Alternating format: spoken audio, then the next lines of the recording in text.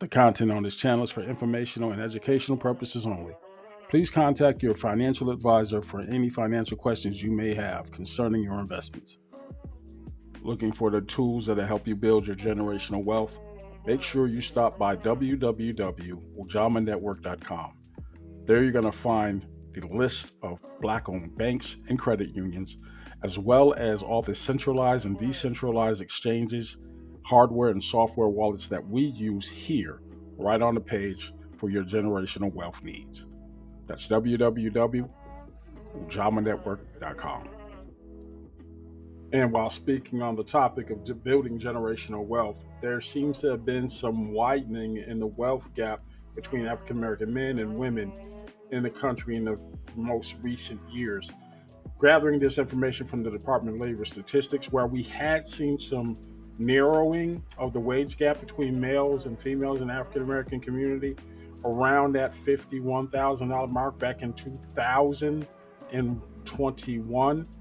Now, the latest numbers that are being reported is up to 2023, and it shows that there was a significant shift where African American men were making more median income than women as that number declined.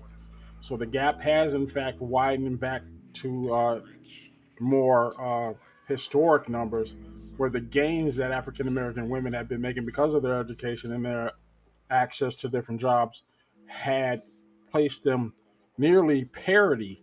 And that's the only demographic within the United States where we have income parity among genders. Every other demographic, the men are making significantly more. However, with the new administration coming in and the look back at what happened at the beginning of the year with the DEI terminations and layoffs and what have you, a lot of those jobs that were had and were profitable for women of color are now gone. With all the current rollbacks stemming from the Project 2025 fiasco, you're going to start seeing these numbers getting even wider. So you have to pay attention to what's going on economically so you can get back into the swing of things when it comes to building generational wealth.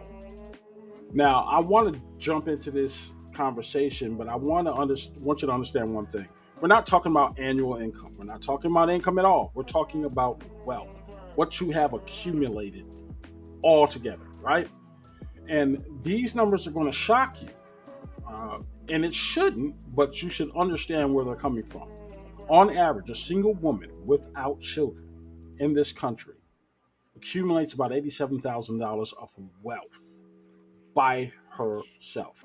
That's no kids, no husband, just her.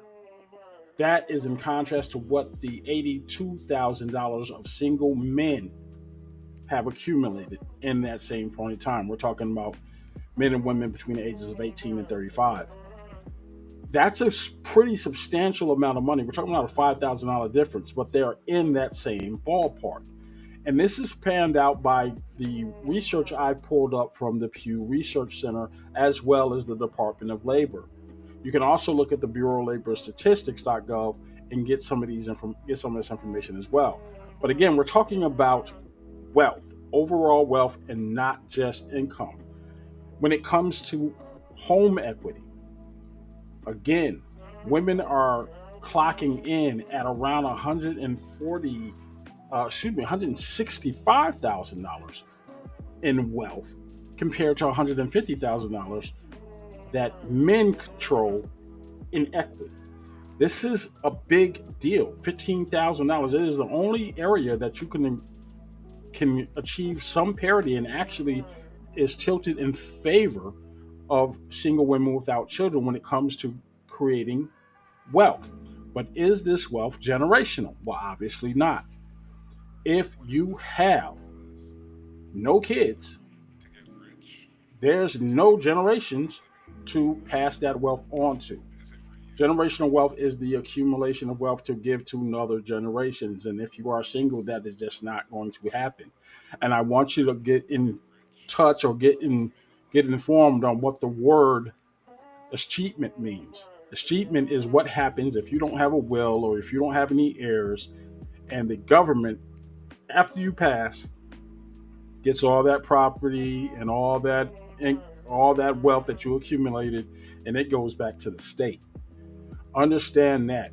So if nothing else, if you are still making a good life for yourself and nobody's knocking you for it, make sure you have a will or something in place so that at least what you've accumulated can benefit your community. You don't have to, but it's definitely going to benefit somebody. It's just not going to sit there after you're gone. Keep that in mind. Now we're going to get into the numbers. And on itself, men, single men, no kids, accumulate about $82,000 of wealth. Cool, right? Women, $58,000 of wealth. Those numbers get flipped on its head a little bit when you factor in women specifically without children and who have been unmarried. Women who are no kids and on their own have created enough wealth for themselves to outpace men. Now that's at $87,000. That flies in the face of a lot of the arguments and counter arguments that have been going up. You can make it. You have reached in this country an era of parity where your income generation can match what a man is making, and that's great. However, if you are a single mother, and I want you to be very clear on this, we're not talking about income, we're talking about wealth. It doesn't matter how much money you make, how much money are you spending. And there is no amount of money you can get in child support is going to offset what you're about to hear right now. Single women without children have $87,000 of accumulated wealth. No matter what job you have as a single mother, the average accumulated wealth of women with children in this country without husbands is $10,000. Let that sizzle in your spirit for a little bit. See, you can go out and you can get all the degrees, but if you got children under 18 in this country, you are not creating generational wealth. You are putting yourself in debt.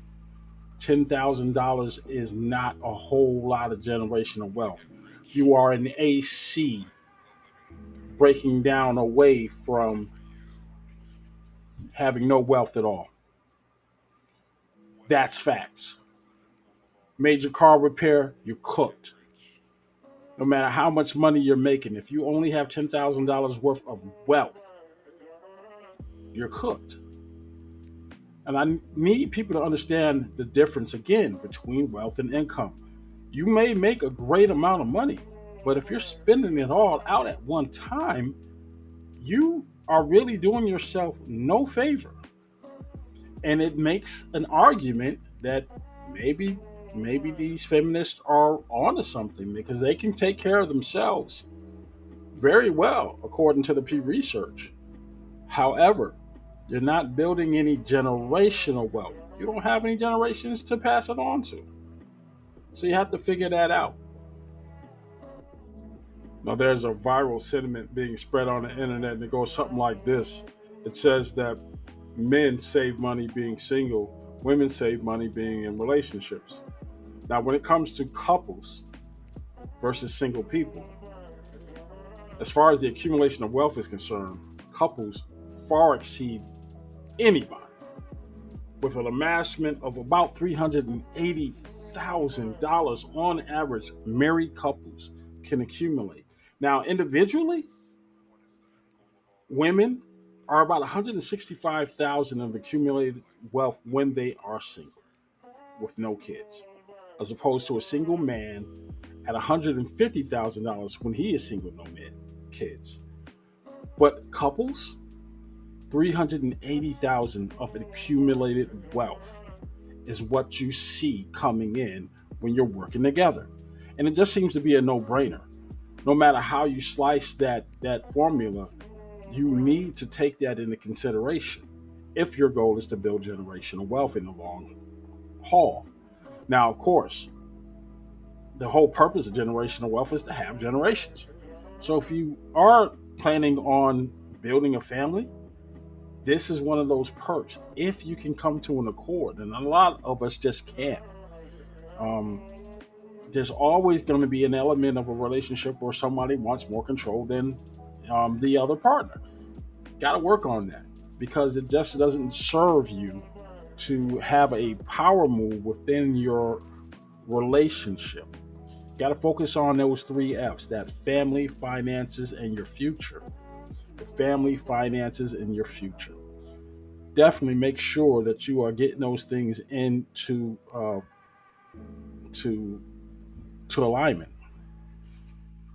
It just makes all the sense in the world if you can do it. And let's face it, some of us are not meant to stay in relationships, and it's going to be at your own financial detriment, and it's going to hinder you in building that generational wealth because you could have done it a lot faster if you had somebody to split those bills with, if you guys were on the same page. And I think we don't talk enough about that. And it's not a control thing, it's about a common sense financial math thing. You are obviously going to be able to pay all of your household experience expenses at half off with somebody in the household. Now, I don't care about that goofy conversation that people are having. Oh, I expect all men to provide for me.